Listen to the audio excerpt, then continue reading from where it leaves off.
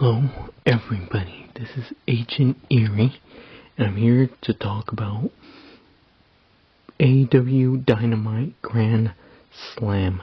And boy, if you guys haven't watched it, you better watch it, because it was one of the greatest pay-per-views. No, it wasn't a pay-per-view. That's why you should see it. It was for TV, and yet it was one of the greatest events I have seen. And if you don't believe me, watch it. Then you could go on the comment section and you'll see that I'm right. And then you can like and subscribe. And if you don't, well, I don't know, cry yourself to sleep. But before we get to that, let's talk about how everything went down. First off, we started with Jericho versus Claudio Castagnoli. Jericho, being the devious wizard as he is, he wasn't the lion tamer, he wasn't the painmaker, he was the wizard, and yet the wizard triumphed. He won the ROH World Champion, and as Ian Riccaboni stated, a cloud of dishonor has filled the air. And I could see why. I mean, come on. This is the JAS. They are the antithesis of what ROH is. Ring of Honor. But no, you have this guy, this sports entertainer, and I could see, a lot of potential, a lot of rivalries, a lot of anger. It's kind of almost like when Vince McMahon won the ECW Heavyweight Championship. Do you guys remember that? And how a whole bunch of the wrestlers were angry. Exactly. So, ovations to Tony. Alright. Next, the Acclaim. Now, the Acclaim accompanying why not just Billy Gunn, but a great match. Once again, I'm never stopped to be amazed by these people. I've seen them have matches with each other, which is Swerve in Our Glory versus the Acclaim, but they seem to surprise me, and especially Keith Lee. Keith Lee did a Hurricanrana, or some would say a Frankensteiner, okay? And do you not see how big he is? And then he even does a moonsault. He misses, but it's just, this guy, he's like that guy who brings bunnies out of hats. The guy, he has so many tricks under his sleeve. But unfortunately, for Swerve in Our Glory, the Acclaim won. And great. To Bowens and Max Caster, you guys deserve it. You deserve the AEW World Tag Team Championships titles. You guys deserve it. Next was a segment, and that was MJF.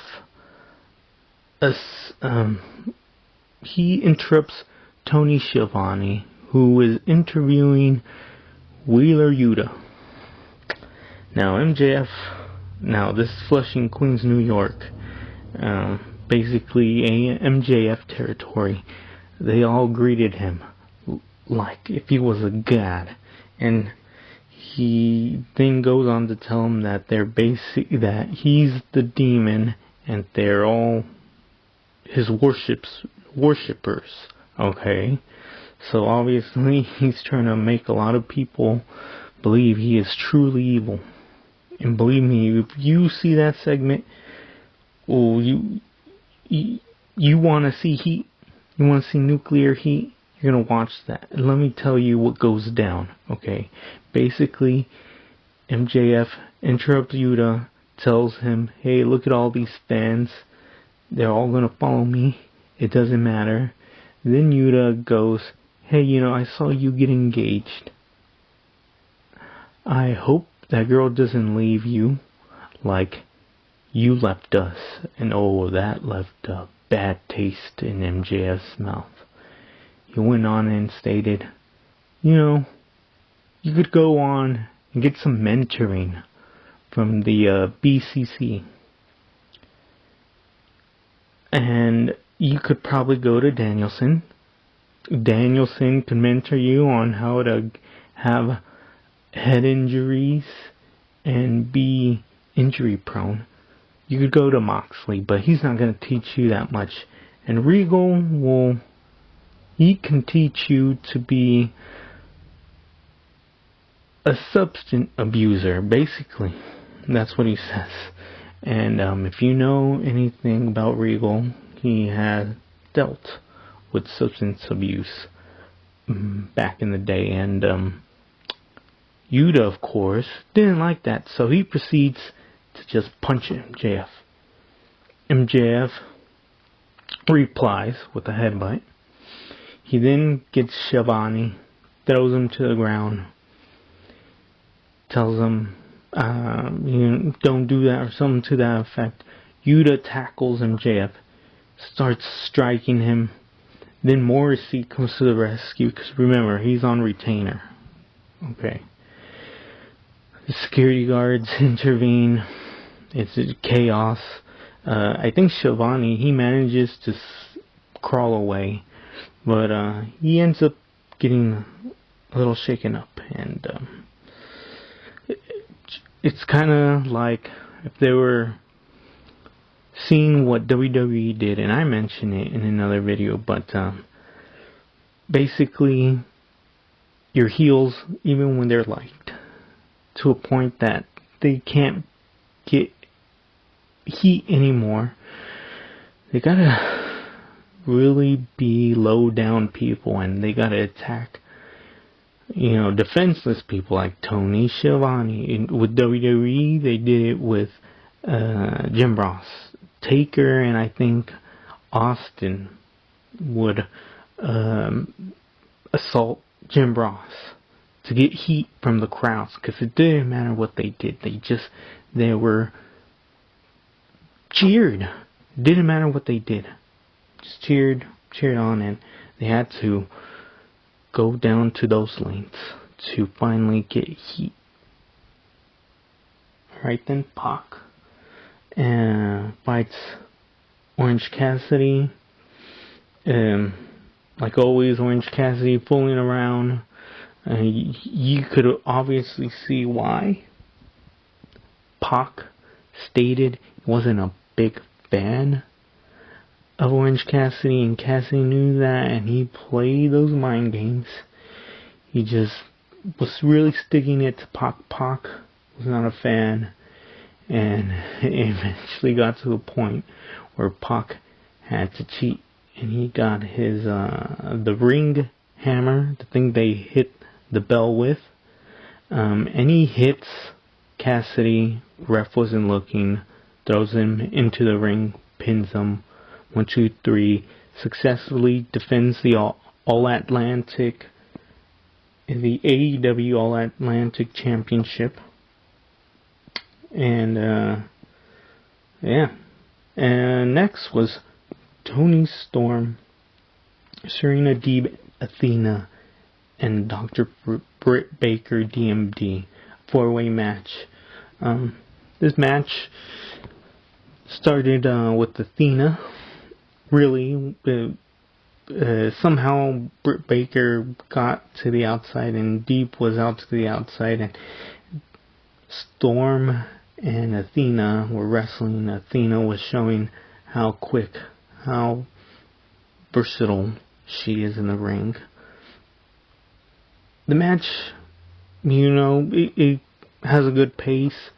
it ends with Britt Baker somehow getting her nose busted. She's just bleeding. And she eventually tries to do this crucifix pin on Storm. Toni Storm reverses it, pins her 1, 2, 3. They win. Well, Toni wins.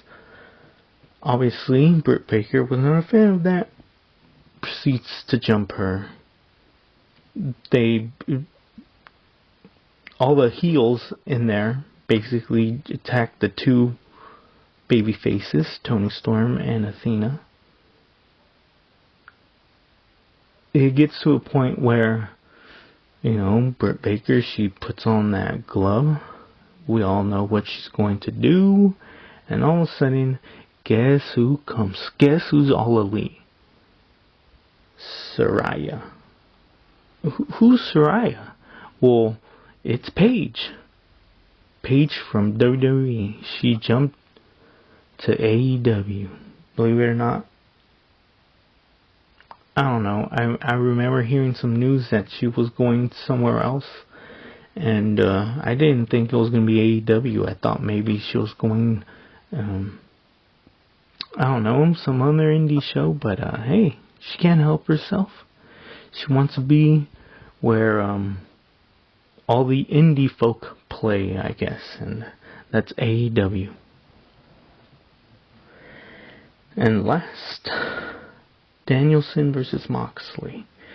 A match that you really would not regret to see. Very aggressive between these two. These two have fought, but it was extra. It was extra this time. And MJF stood in the rafters, basically. It was basically like Sting, except he didn't have the little rope gimmick thing. He just stared from, the little boxes people paid to go in to watch. I don't know. And he had that chip around his arms.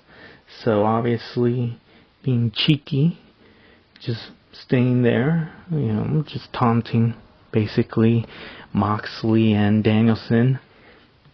The match, like I said, is very aggressive.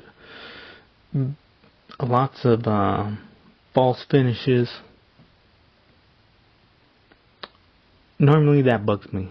That irritates me. Just because, I understand they're trying to create suspense. But it's still very irritating. Because sometimes you just go, you think you know, but you don't know. That's basically my situation. Eventually, Moxley gets a chokehold on Danielson, and I can't believe they do this not too long ago from when he basically passes out. And I don't understand about this spot. Usually in WWE, when someone's in a submission hold,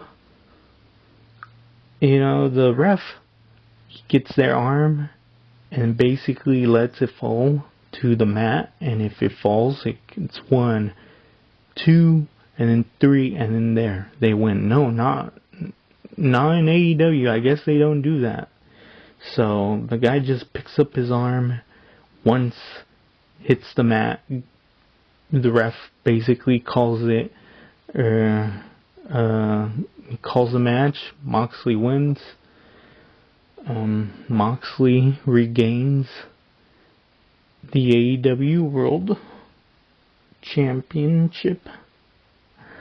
Towards the end, there's a little fighting going on. I don't understand why. You basically have Bryan Danielson just pass out there. I think he should have just stayed on the ground. And that's my opinion, but I guess I imagine the Blackpool Combat Club is gonna maybe have some problems. Oh well, what can you do about it? Well, alright people, that was AEW Dynamite's Grand Slam. I hope you guys enjoyed this video. Have a good one. To all my haters, cry yourself to sleep.